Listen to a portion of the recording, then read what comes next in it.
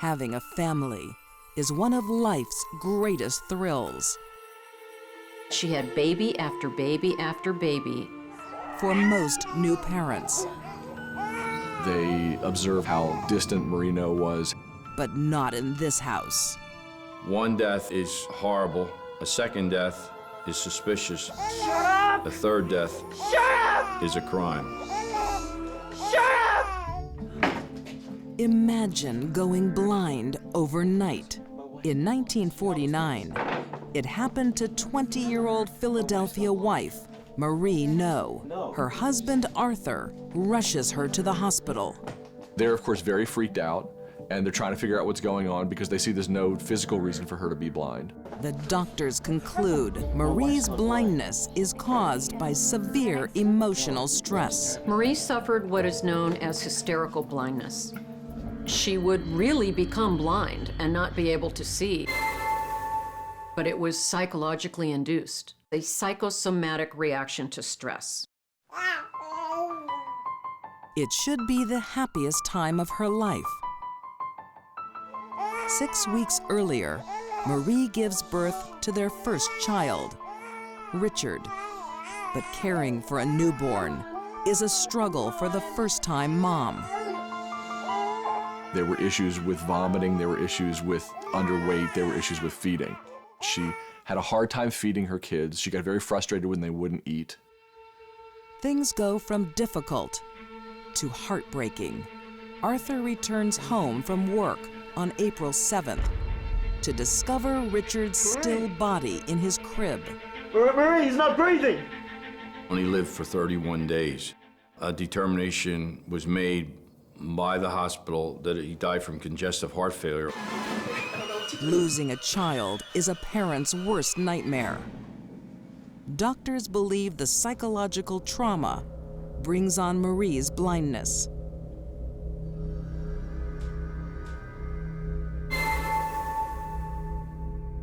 So they go through this incredible experience. They have a baby, they lose a baby, then she goes blind. Then they have to treat her for that. But they want to have other kids, so they move on.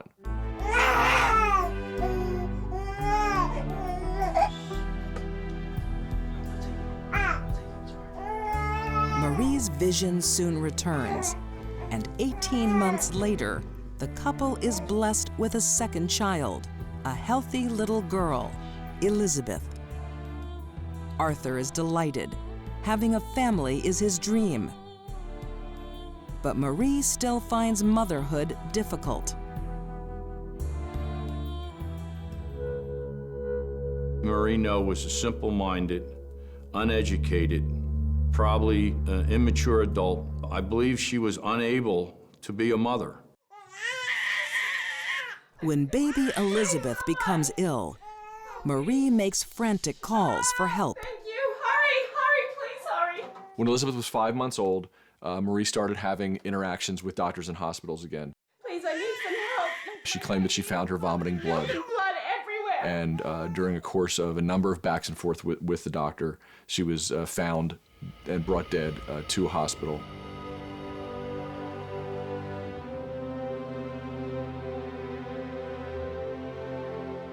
The death of her babies is too much for Marie. She seeks counsel from her priest. She wanted to get her tubes tied. I just don't want to lose another baby. I know. She was about to do it, and she went to see her priest, and her priest told her it would be a sin. A mortal sin. So she didn't do it. The church wouldn't allow it. So instead, she had baby after baby after baby. Marie is very fertile. In the next 12 years, she gives birth to 6 more children. 2 are stillborn, but the other 4, 3 girls and a boy, are in good health when they leave the hospital. But Marie's never a mother for long. One after the other, her babies die. People were sympathetic to them. I don't think there was any suspicion at all at that point that any of them had anything to do with this, that it was just what happened. Marino was always alone when these deaths occurred. She always indicated that she either found the baby in the crib or the playpen. The bottom line in each of these deaths was it was an unexplained death. Without any real evidence, the authorities' hands are tied.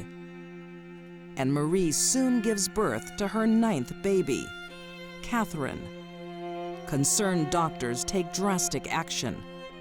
The little girl isn't sick, but they keep her in the hospital for months, where nurses can keep a close eye on Catherine and her mother. They observed lots of things about the nose in terms of how distant Marino was. And Marie's baby talk is chilling. One of the nurses said that she watched her having trouble feeding and put in the chart that she said, "Eat this or I'll kill you." But a healthy baby can't be nursed forever. When Catherine is 3 months old, Marie's allowed to take her home, but doctors fear for her future. One of the doctors wrote, "I hope she lives long enough to grow her fingernails long enough to fight her off." So, I mean, there's real drama here, and everybody is afraid something bad's going to happen. Philadelphia couple, Marie and Arthur No, seem cursed. Starting in 1949, Marie gives birth to 8 children. They all die before they can crawl. "Eat this or I'll kill you." Doctors keep her 9th child, Catherine, in the hospital for 3 months. But Catherine isn't sick, and reluctantly they allow Marie to take her home. The doctors and nurses were onto her, and yet there was nothing they could really do to prevent the child from going home. Marie has borne many children, but she's no mother. She can't cope with Catherine and constantly calls her doctor for guidance. Marie's stories become more outlandish. One day, I think at 8 months, Marino tells this crazy story. She must have pulled up one of Art's suits. The baby stopped breathing because she pulled a dry cleaning bag off a hanger and it almost asphyxiated her. Catherine survives the incident, but doesn't live for long. On the morning of February 25th, 1966, she's home alone with Mom when she dies in her crib. She lived for 14 months. She was a real kid. People knew her, people played with her, the family got to know her. The news devastates the hospital staff that tried so hard to protect Catherine. It was heartbreaking for everybody when they were unable to save her. And by that time, her death did trigger the first real investigation. Within hours, the investigators from the medical examiner's office were there to interview the Noes as if they were possible suspects. But investigators can't find any sign of foul play, and no charges are filed. Catherine's death is put down to a tragic reality of the times. No one had the slightest idea why kids died at that time. It was all speculation. The rules for how kids died were being changed like every week. The following year, the unthinkable happens. Marie gives birth to baby number 10, Arthur Jr. Obviously, everybody was scared to death by this point. They were under investigation. They didn't know how suspected they were by this point. And so again, the baby was kept in the hospital for a really long time, as long as they could. Medical staff are shocked that Marie and Arthur only visit their son twice in the hospital. It's no surprise to me that when Marie and Art's last child was hospitalized for 3 months, that Marie only visited twice. Marie never wanted to be a mother. Only weeks after baby Arthur goes home, the cycle of near-death incidents begin. The reasons why the babies weren't breathing were getting sort of more and more ridiculous. The family cat had smothered the baby's face, and so she had to bring the baby in because that's why the baby wasn't breathing. That's almost like a joke. But Arthur's death is no laughing matter. He passes away on January 2nd, 1968. Again, the minute he died, the medical examiner's office was again investigating this For case. 30 years, the deaths remain a mystery, until journalist Stephen Freed hears of a very similar case of baby deaths that was proven to be murder. He starts digging into Marie's life. When we were trying to convince people why this 30-year-old case should be reopened, the only explanation for it was that 8 kids had died without any justice. The case is reopened, and in the 1990s, a lot more is known about the psychological makeup of mothers who kill. Marie No fits their profile to a T. She was a woman indicative of many of the traits of people that commit infanticide. All these deaths, the 8, were as a result of suffocation by Marie No. There are probably several reasons why Marie didn't come under suspicion for murdering her children for a very long time. One of them is the last thing anyone wants to think is that a mother would kill their own innocent, defenseless baby. So tell me, Marie, how did you do it? With kosher. All of them? I think so. I can't remember them all. When prosecutors finally catch up with Marie, she is 70 years old. To everyone's surprise, she quickly confesses. After she was confronted with a determination made by the medical examiner, she said, yes, I did commit these crimes. Marie may have admitted the murders after getting away with it for so long because they say confession is good for the soul. 50 years after the murder of her first child, Marie No is brought to justice, but she won't go to jail. She is sentenced to 5 years house arrest and 20 years probation on the condition she lets mental health experts examine her to learn more about infanticide. Her devoted husband, Arthur, still doesn't believe she's guilty. He made it very clear that he never would have stayed with somebody for all that time if he had the slightest doubt. I can understand that love is blind, but I also understand that for Art to really admit to himself that his wife murdered their children would have been an unbearable truth.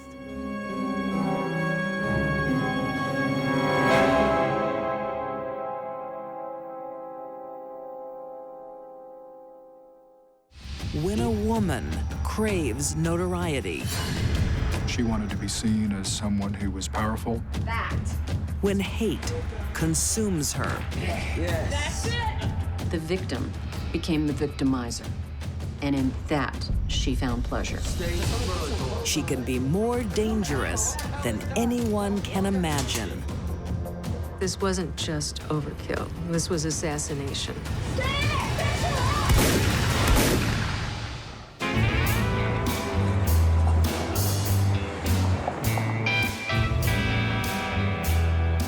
One of the sunniest cities in America, Tucson, Arizona, is arid, tough country. And in 2009, part-time beautician, 41-year-old Shauna Ford has a personality to match. Shauna Ford was engaged in a lot of criminal activities as a juvenile. Theft, she engaged in prostitution. She was basically on the streets, struggling to survive. They're the poorest of the poor. She was very boisterous, very outgoing. She swore like a sailor. Shauna's criminal past doesn't stop her from judging right and wrong. Mexicans there. Mexicans. There is one justice issue she feels strongly about: illegal immigration. They're third world people, and they're trying to turn our country into a third world country. Like most things in her life, Shauna takes it a step too far. They should go back home. It should be against the law. All right, so what we've got here is we've already discussed Area A, B, and C. Tonight we'll be covering Area A. Kind of small, ain't it? Well, Border Patrol's actually got B and C covered. She joins a group she thinks share her hardline views. Nice of you to join us, Sean. Now, the important thing to remember tonight is to bring lots of water. The Minutemen organization are comprised of a number of Americans who are upset about the number of illegal immigrants coming up from Mexico. What it does, you can push it, sweetheart. Okay. After you. Another thing is the binoculars and extra batteries. This is the only protection I need. It turned out that Shauna Ford was even further to the right, or much more conservative than these groups. She had an idea of patrolling the borders armed, taking more aggressive action, and even the groups in Arizona thought that she was a little too wacko even for them. I'm telling you, put that thing away or go. Okay. I'll see you out there, girls. Keep going, sweetheart, yeah. She was so bad, the Minutemen didn't even want her. She started her own group. Minuteman American Defense is born. Shauna Ford, president. Being a Minuteman gave Shauna a purpose, and it also allowed her to direct her hostility and anger at the world on people that she was able to justify deserved her anger and hostility. Illegal immigrants. Recruits roll in. 34-year-old Jason Bush is as passionate as President Shauna. You know I used to be in the military. He claimed to have a very lengthy military history and claimed to be a sniper and had a whole slew of military honors behind his name, none of which turned out to be true. The vigilantes are enthusiastic, but low on funds. Shauna plans to raise money from a surprising source. It's time to hit one of those drug gangs. She had the idea that she would fund her Minuteman activities by robbing drug dealers, or what she thought were drug dealers. Drugs on the street and we can use the cash. Apparently thinking that when you rob a drug dealer, no one is going to report that to the police. Amongst her posse is 42-year-old Albert Gacciola, who has drug connections himself. She recruited Albert Gacciola to get involved in her group, knowing that he had drug competitors in the area and that he had a vested interest in getting rid of the competition. All the three brothers? Yes. Albert thinks the town of Arivaca, near the border, is a good place to start. I got you talking. In the family home of a one-time friend. Raul Flores. Mr. Flores had the reputation in Arivaca of dealing in some marijuana. That is the guy I'm gonna hit. Yeah! We believe that Albert Gacciola planted the seed in Shauna Ford's mind that that would be her first target.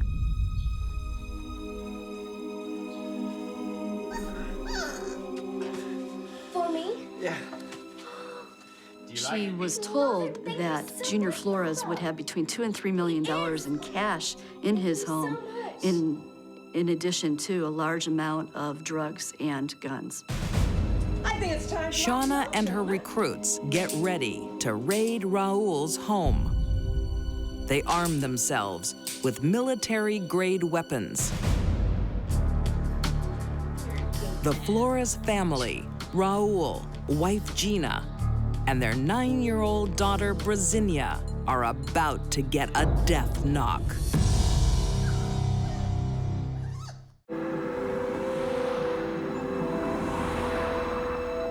In Tucson, Arizona, 41-year-old Shauna Ford is a vigilante with a mission.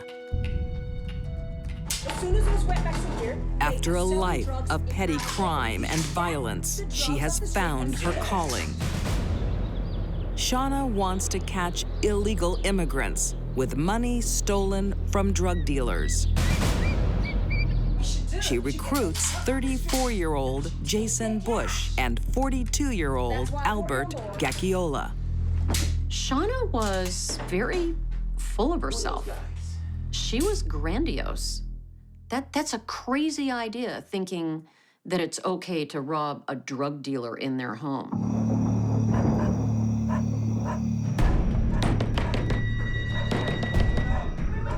At 1 a.m., May 30th, 2009, 29-year-old Raul Jr. Flores answers the door to what he thinks are border security officials. Shauna Ford announced their presence, said that they were Border Patrol, that they were looking for fugitives. For Shauna and her recruits, this will not be a simple robbery. Junior Flores noticed immediately that there was something odd. It's a cold-blooded execution. Don't take it personally. I'll finish the house! Raul was shot several times and probably was dead within moments.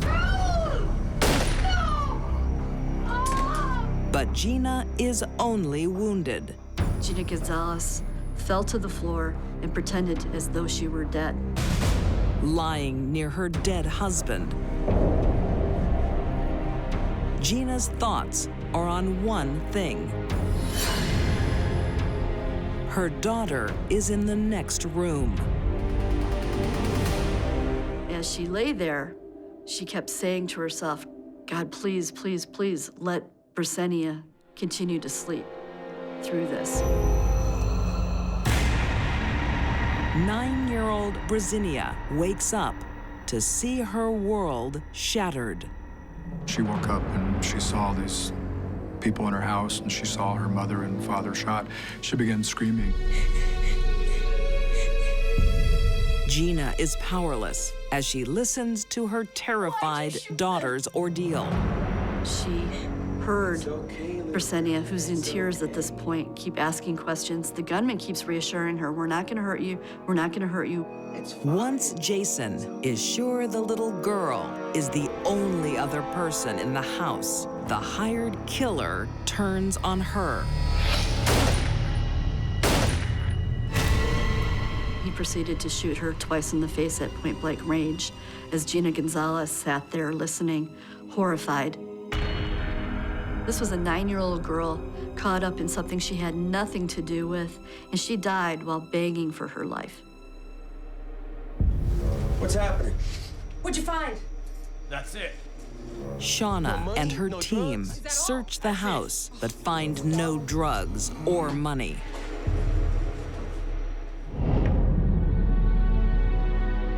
They steal 2 lives and critically wound Gina for no more than a few pieces of jewelry. I think the fact that Shauna stole jewelry is pretty clear. Shauna's just a common thief who became a murderer.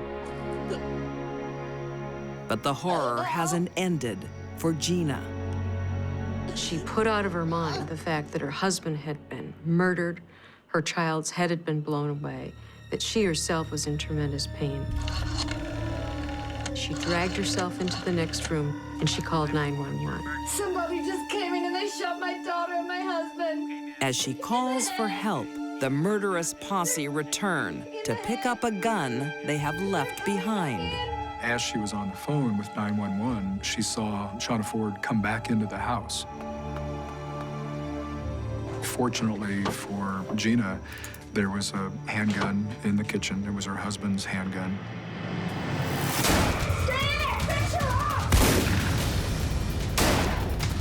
She was able to fire back at these intruders. She manages to wound Jason Bush, and the shooters flee. But they leave behind a survivor, and Gina thinks she recognizes one of the assailants. Law enforcement officials interviewed Jean Gonzalez, and Jean Gonzalez informed them that she thought one of the people ransacking her home that evening might be Albert Gaggiola. It's not investigators' only clue. Soon after the murders, the FBI get a visit from a man who tells them Shauna is planning another home invasion. Shauna Ford told this man that they had accomplished their first mission, and now they were planning their second. So she had so little remorse for the death of this 9-year-old that her immediate plans were to go out and conduct another home invasion. FBI and police join forces to track down Shauna and her posse. Albert Gaggiola's cell phones led them to Shauna Ford. And the blood on the outside of the van and inside the van was later linked to Jason Bush, the gunman. We're looking for fugitives. Are there any in this house? Shauna portrays herself as a patriot, defending her country from illegal immigrants, but instead proves she is no more than a callous killer. One of the most appalling things about the case was the violence to the little girl. That more than anything, the coldness of it. All 3 are convicted of 2 counts of first-degree murder and 1 count of attempted first-degree murder. Albert Gaggiola is sentenced to life, no chance of parole. Jason Bush receives the death penalty, as does Shauna Ford in February 2011. She awaits her execution in Arizona's state prison. Shauna Ford was who she was because of choices that she made. She chose to be who she was. Shauna has never expressed any remorse for the man that was shot and the 9-year-old girl because she has no feeling for anyone else. She's empty inside. She's not sorry. She's a sociopath to the depths of her soul.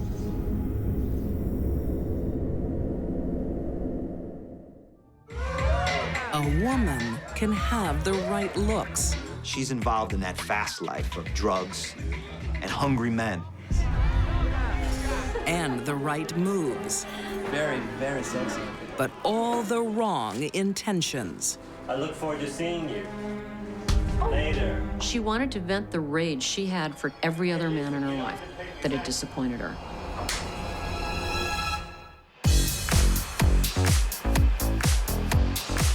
In Philadelphia in 1992.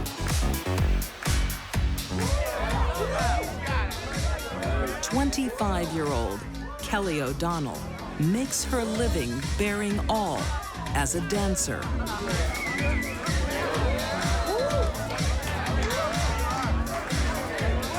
But her confident persona masks a lifetime of heartbreak. Her father walks out on her family when she is 6. Just months later, a tragic accident kills her mother. Her mother died in a house fire, and Kelly was there, and she suffered burns.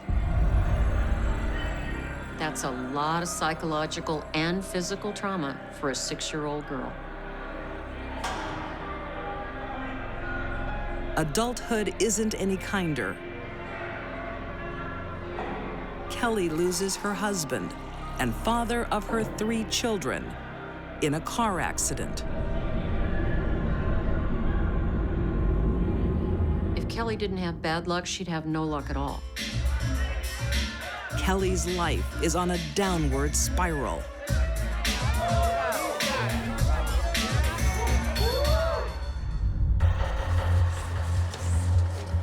She is desperate for cash, not just to feed her family, but to feed her bad habits.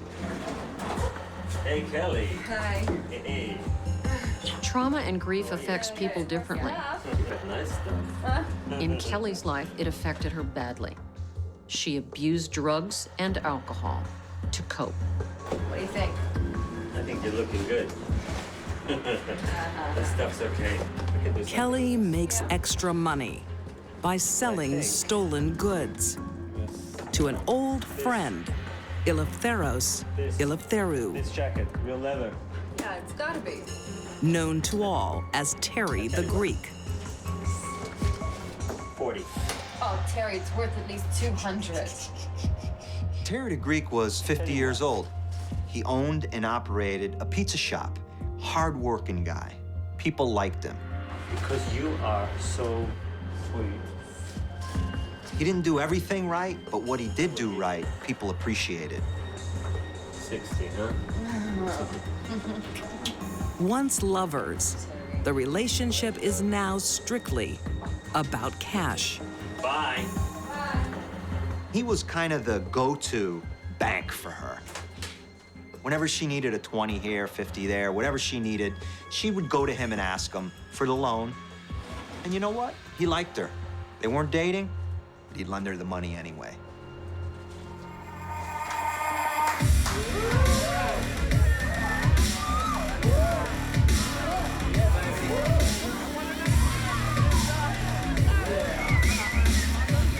Kelly catches the eye of a new man.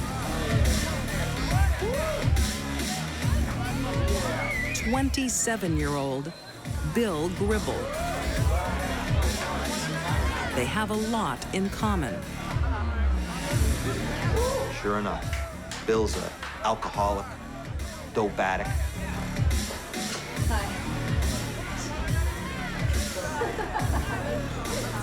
It's not long before they move in together. Very, very sexy. But some couples would be better off if they never meet.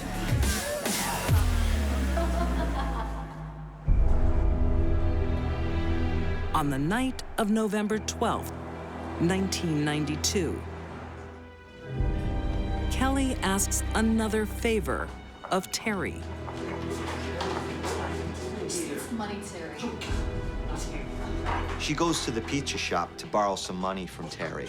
I'm sorry. You got something to sell. What about this? I get some for this. Okay, I'll leave it with you, but I want it back. Yeah, right. I can pay you back the money. When? Tonight. This time, she leaves her leather jacket as collateral. Later sounds okay to me. And she says, you know what? Let's meet up later on tonight so I can pay you back the money and get my leather jacket back. It's the kind of exchange they've made many times. I look forward to seeing you. Later. But tonight will be different. They ended up back at her place. And that's where the nightmare begins. Philadelphia, 1992. Kelly O'Donnell makes a living with her strongest assets, her body and her wiles. Got some more stuff. With drug and alcohol problems, Kelly's always short of cash. 60, huh? And she often turns to her former flame, Terry the Greek.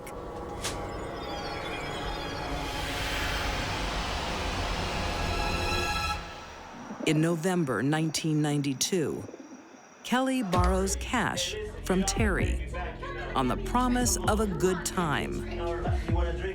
Just give me a drink, give me a drink. Kelly lured Terry back to her apartment with the promise of sex. But that night, Kelly changes her mind.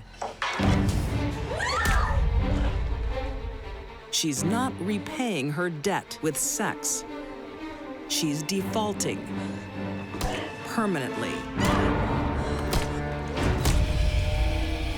Her life had been such a cesspool of dysfunction, really. men had routinely let her down her whole life.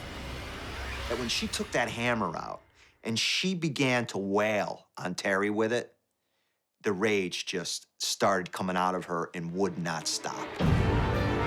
Every man in her life who had ever done her wrong, that was a blow to Terry's head. After 20 blows, Kelly's revenge is interrupted. You gotta get this body out of here! Her new lover, Bill Gribble, doesn't call the police. Okay, buddy. Okay, He helps her.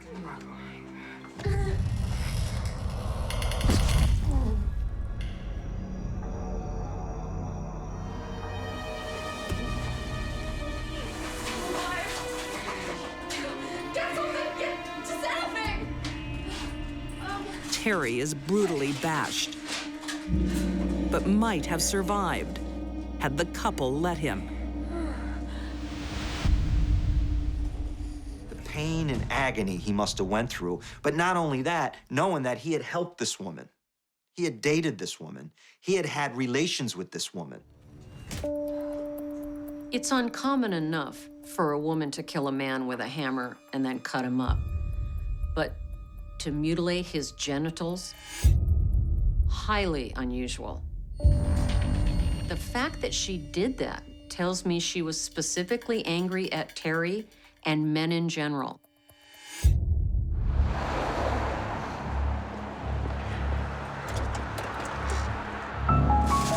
Kelly and Bill dispose of their victim like trash on a Philadelphia street.